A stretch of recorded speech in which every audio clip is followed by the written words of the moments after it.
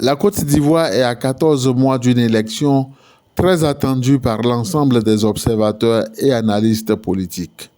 Car après les joutes électorales de la présidentielle 2010, c'est une autre belle occasion de voir compétir dans la même arène les principaux partis politiques. En effet, si tout se passe bien, l'on s'achemine vers un combat dans les urnes entre le RHDP, le PDCI, le PPACI et bien d'autres formations politiques. Afin de maximiser les chances de l'emporter, les partis politiques nouent des alliances. D'autres les défont sans état d'âme. Sans grand risque de se tromper, l'on peut affirmer que c'est le temps des alliances et mésalliances. Jusqu'aux dernières élections locales, le PDCI et le PPACI entretenaient une tacite alliance non idéologique.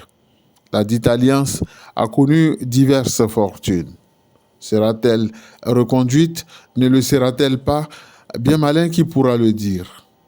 Depuis le 14 juillet 2024, Laurent Gbagbo, leader du PPACI, qui veut créer une base électorale plus large, a lancé l'appel de Beaunois.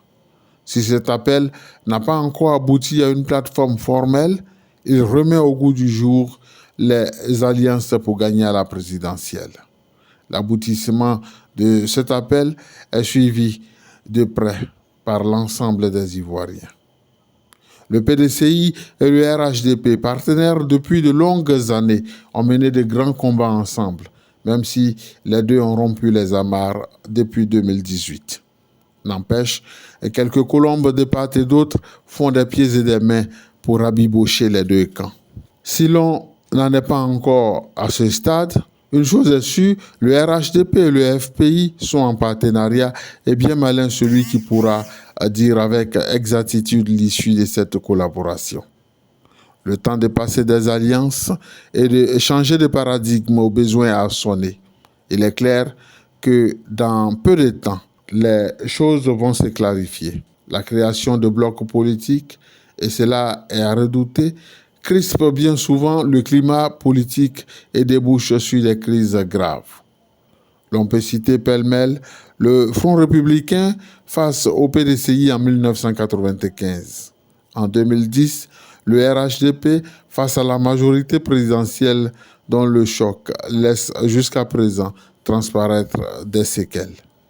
Il est à espérer qu'en 2025, les vieux démons ne ressurgissent pas.